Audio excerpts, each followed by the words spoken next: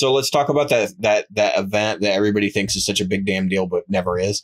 And we're not gonna bludgeon you to death with that because you guys have heard us talk about that like 2 Christmases in a row. All right, so Summer Namm happened. There's a thing. It did? It was a thing that sort of happened, I guess. I mean, when I saw some of the saddest YouTube content I've ever seen. Yeah, it was like the YouTubers like, holy hell, what do we do now? It was like they went to a you know what it reminded me of? You know, you've been to a gun show, right? Those things are packed. You and I have both been doing that shows. I mean, I've been to guitar shows too, and they've been packed. Guitar shows have been packed. Comic-Con and that kind of stuff. Oh yeah, Comic-Con packed. This was like a sad knitting thing, or like a community. It wasn't even that. It was like going to a show floor when everybody's up, like at a educational conference when everybody's upstairs in the education. I mean, it looked very, very empty, and it looked like a job conference for McDonald's. There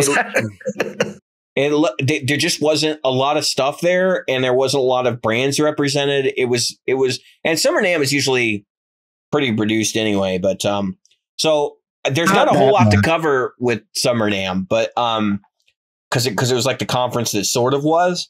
I think Winter Namm will be different, but it depends on where we go with coronavirus in the next 3 months. Well, a lot of those announcements we talked about on the last show, they're basically Namm announcements. They weren't even there.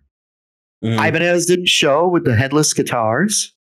Yep. You'd think they would have had a few prototypes because they have other stuff coming too. Because I've been seeing leaks online in various places that like the little dealers posting shit and then taking it down because they're like, oh, we're not supposed to say that yet.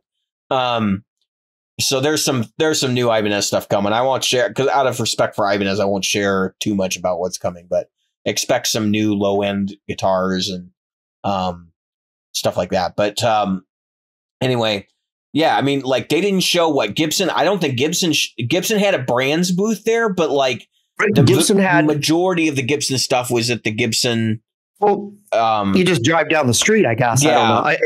It didn't seem like it was that far away. In fact, Dylan Talks Tone and a couple others did most of their stuff from the Gibson garage. Yeah. He had more content from the Gibson garage. He bought a guitar. I wouldn't be surprised if they weren't shuttling people from the venue to Gibson garage. Yeah, me either. And the fact is that it would be cheaper than putting a booth. Yeah, well, they had a booth because I know like Gibson Brands was represented. I don't know if Mesa Boogie made an appearance, but it was probably as big as my house or my little studio here.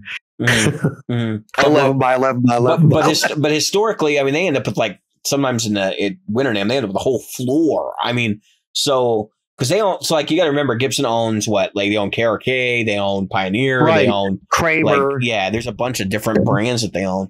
And they're all represented as part of the Gibson brands when they actually go. And there's been a couple of conferences in the last couple of years where that's been sketchy if they're going to appear. So Fender, of course, they launched a couple of things while they were there, but it wasn't the big splash.